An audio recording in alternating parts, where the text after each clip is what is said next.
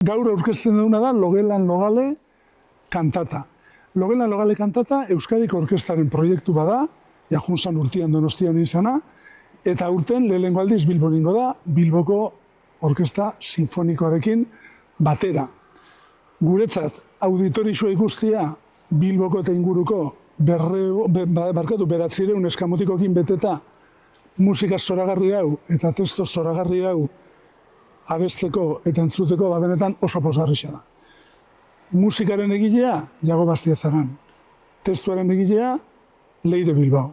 Guzti honen zuzendaritza, Juan Jokon. Euskadiko Orkestraren musika gelako arduraduna, Mikel Cañada, eta idea honen sortzailea baita. Orduan, nik uste gaur, bi gauza. Elkarlana, bi orkestren artean, eta idazle eta musikari baten artean, eta baita jaia. Eta jai horretan protagonistak, zentroetako neskamutilak.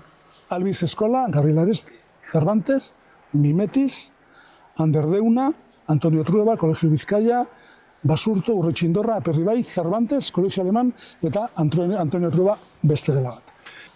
Hoy yo creo que celebramos dos cosas. Lo primero, una fiesta en la que los protagonistas son los nescamuticos, los chicos y las chicas de los colegios que participan. La historia que cuenta la cantata es realmente muy bonita, muy inspiradora.